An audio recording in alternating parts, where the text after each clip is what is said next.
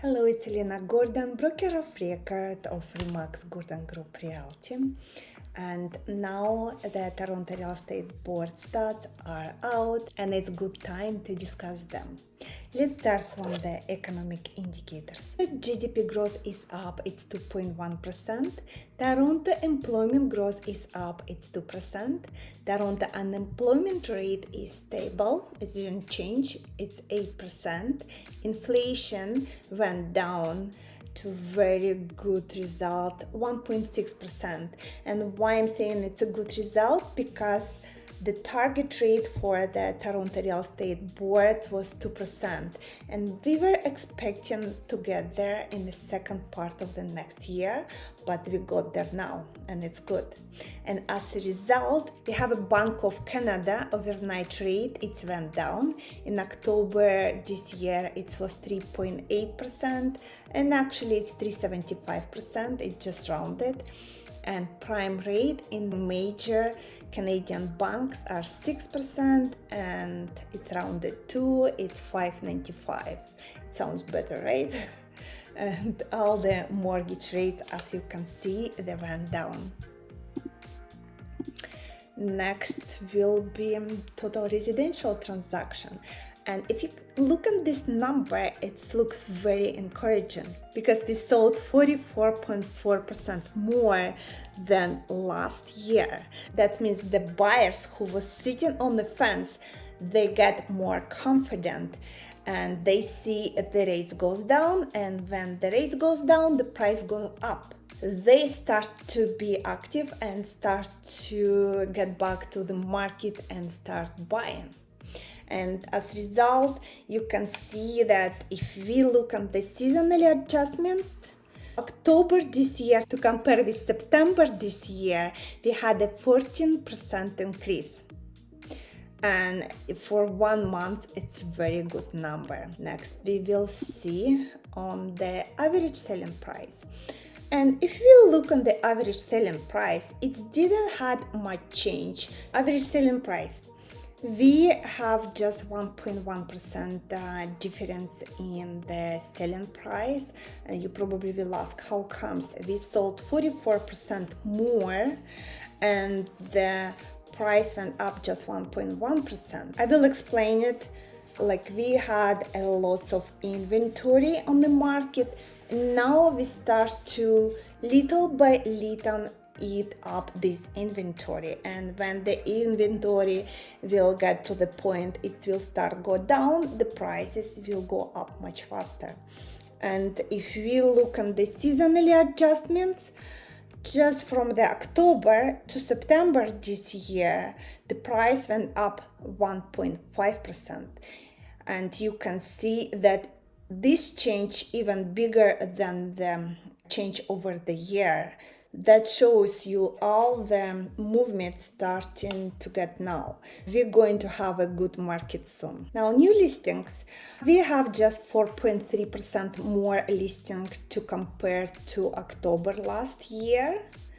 And it's a good number.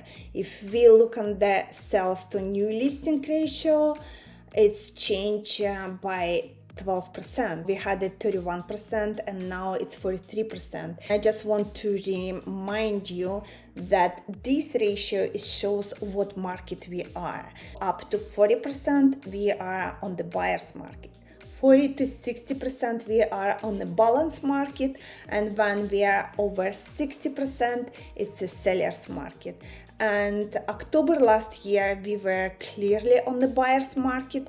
Now we kind of on the border with the buyer's market and the balance market, but again it depends of the type of the property and area. Got to that point later in this presentation. And now if we look at the days on the market, they're more by 30%. Now it's taken 43 days to sell the property.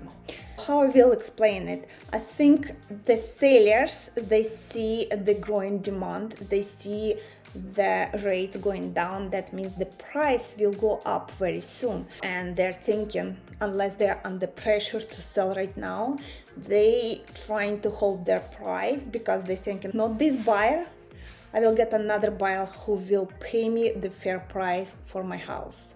That's why I think it's take longer now. And plus, we still have a lot of inventory. Now the best slide, sales and average price by the major home types. And here we usually check 416 area, we compare 416 area and 905 area. If we look on the year-to-year change, 416 area in October performed very well. It outperformed 905 area. We have for detached houses, price went up 4.4%. Semi-detached houses went up by 3.3%. Townhouse went up by 1.3%. A condo apartment is still went down by 1% because we have a lot of inventory in the condo market. And what's good about that numbers, because in Toronto the land is more expensive, so usually the houses in Toronto there are more expensive.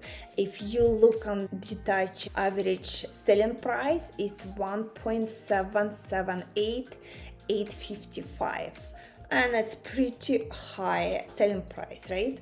But people usually move close to their jobs because they spend part of their life on the commuting, plus the gas and everything else, right? When affordability gets a little bit down, 416 area performing very well because people trying to move back closer to Toronto. If you look on the 905 area, detached houses, the price almost didn't change. It's minus 0.1%, and semi-detached minus 0.4%, townhomes in minus 1.4%, and condo apartments it's minus 4.3%. If you are in position to buy condo right now in 905 area, it's time to act now.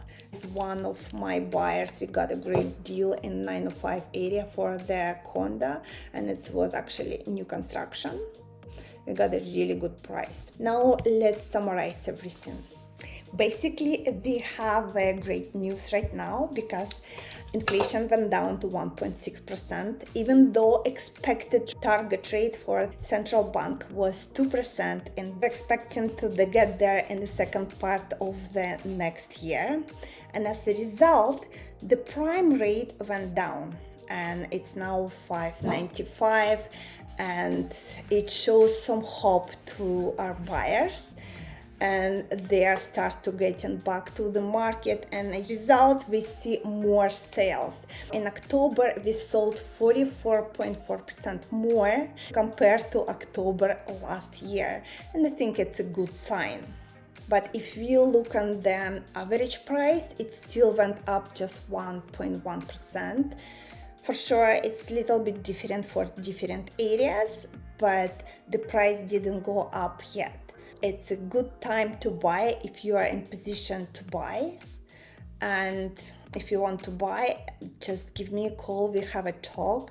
And if you just curious about what's going on with the value of your property, we can put you on the program. First, we'll do evaluation of your home. Second, monthly, you will get updates for price for your home. And I think it's a very good option to be on the loop about the price of your house. If you like our videos, please push the like button and subscribe to stay updated to our newest videos.